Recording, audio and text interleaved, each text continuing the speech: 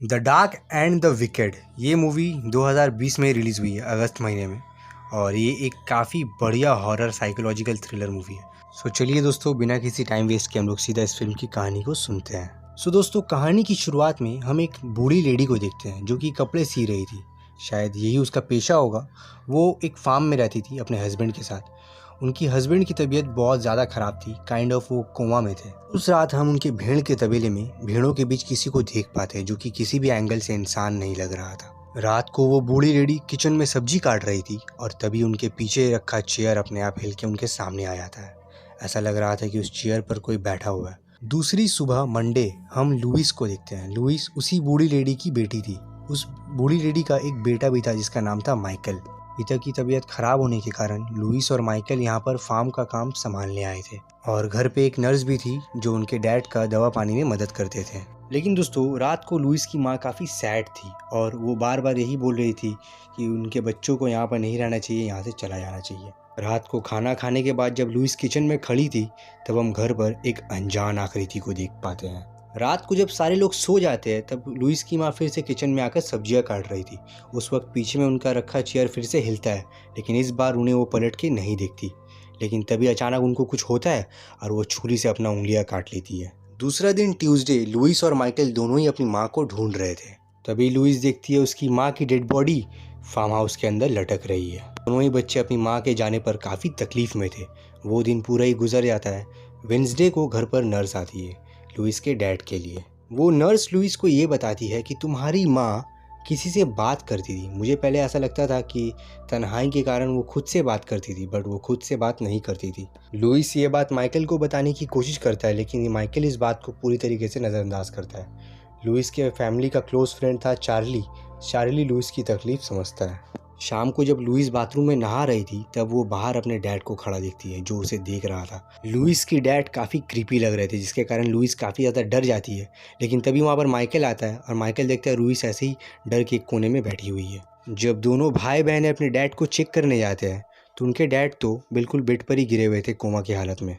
लेकिन यहाँ पर लुइस को समझ में नहीं आता कि होता क्या है। तभी माइकल को नीचे में उसकी माँ की डायरी मिलती है। वो उसे लेकर बाहर लुइस को दिखाता है। उस डायरी के एंड में उसकी माँ किसी डेविल के बारे में जिक्र करती है जो कि उसके डैड का आत्मा चाहती थी। उसकी माँ ये भी लिखती है कि ये डेविल उन्हें चैन से जीने नहीं देगा। थर्सडे, लुइस और माइकल दोनों जाते हैं हॉस्पिटल अपनी माँ की बॉडी बरामद करने के लिए। वहाँ का जो फॉरेंसिक डॉक्टर था वो माइकल और लुइस को उसकी माँ की कोर्ट से बरामद हुए काफ़ी सारे क्रॉस देता है। लुइस बताती है कि ये क्रॉस उनके पास आया कहाँ से, हम लोग गॉड पे बिलीव नहीं करती, मम्मी कभी चर्च जाती नहीं थी। थर्सडे की रात को घर पर अलग ही कारनामा होता है। लुइस जब अपने डैड की साफ सफाई कर रही थी तब उसे अपने डैड के मुंह से एक मकड़ा निकलते हुए दिखता है, लेकिन वो मकड़ा अगले ही पल गायब हो जाता है।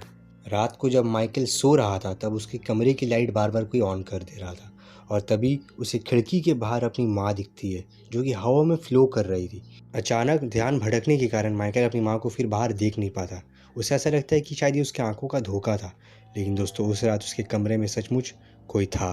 फ्राइडे की सुबह लुइस देखती है कि उसके मुंह पे किसी ने लिपस्टिक से दाग कर दिया है और उसे वही लिपस्टिक अपने डैड के बिस्तर में मिलता है।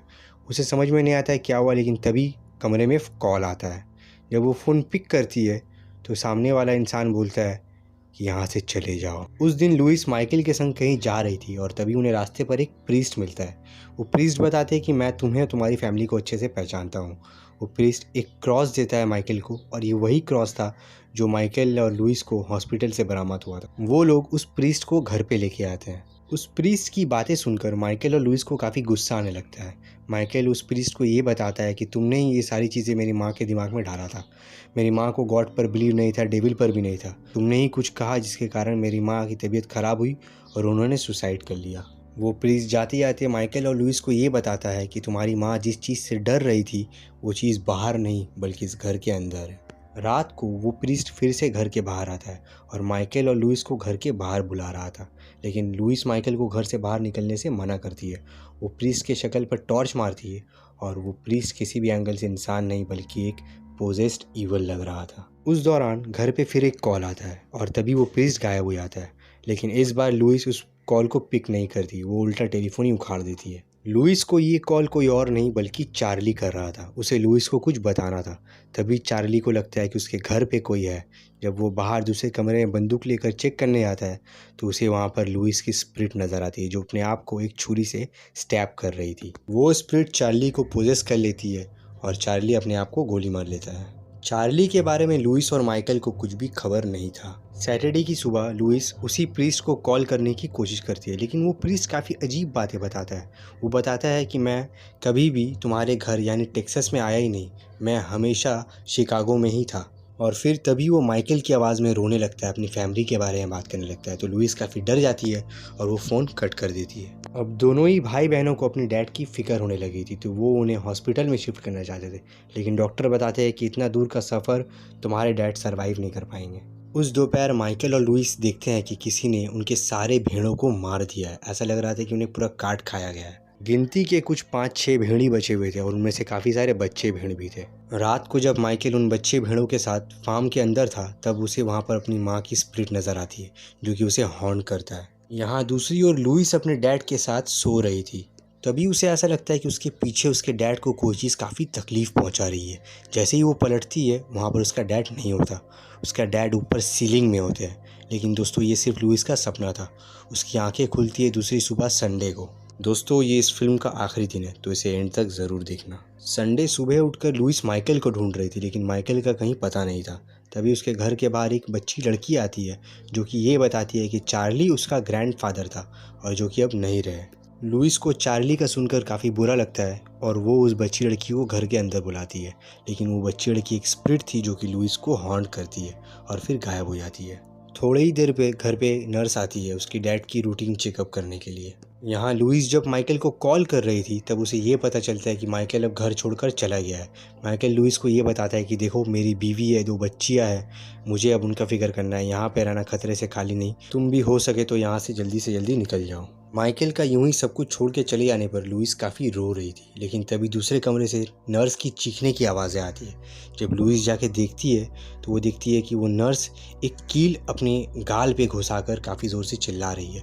वो नर्स लुइस को पकड़ के धक्के मारती है और उसे बेहोश कर देती है। लुइस को बेहोश करने के बाद वो नर्स कील लेकर अपने दोनों आंखें फोड़ लेती है और बस मर जाती है। यहाँ माइकल जब अपने घर पहुँचता है तो वो अपनी दोनों बेटियों को और बीवी को मरी हुई पाता है। दुख में माइकल एक छुरा लेकर अपना गला काट लेता है, लेकिन तभी उसे ये रियलाइज़ होता है कि उसकी बेटी बीवी यहाँ पर कभी था ही नहीं, ये सिर्फ और सिर्फ एक झलावा था। थोड़ी ही देर में उसकी बेटी और बीवी घर पे आती है और वो माइकल का लाश पाती है। यहाँ पर लुइस रात को बेहोशी से उठती है और वो अब इस घर को छोड़ के भागने की कोशिश करती है, लेकिन तभी अंदर से उसके डैड की खांसने की आवाज़ आती है और लुइस को अपने डैड पर दया आता है। तो वो सोचती है कि नहीं, मैं अपने डैड को छोड़कर कहीं नहीं जाऊंगी। लुइस जैसे ही अपने डैड के पास जाती है उसका डैड लुइस के सामने अपनी आखिरी सांस लेते हैं। लेकिन दोस्तों लुइस की डैड की मौत का कारण कोई बीमारी नहीं था, बल्कि उसे मारने वाला वो डेविल था। लुइस की डैड को मारने के तुरंत बाद ही वो डेविल लुइस को भी पकड़ लेता है और बस यहीं पे ये फिल्म ख़त्म हो जाती है। सो दोस्तों ये थी the dark and the wicked की कहानी। ये फिल्म इसी साल नेटफ्लिक्स पे रिलीज़ हुई है। आप लोग जाके इस मूवी को एक बार ज़रूर देखिए। ये मूवी सचमुच काफ़ी क्रीपी है और आपको देखने में मज़ा भी आएगा। मुझे ये फिल्म पर्सनली काफ़ी अच्छी लगी है। आई होप आप लोगों को भी अच्छा लगा हो, और ये वीडियो अच्छा लगा है तो प्लीज़ वीडियो को एक लाइक दे दो दोस्तों। मिलते हैं किसी और दिन किसी और वीडियो के साथ, तब तक के लिए हैव अ नाइस डे।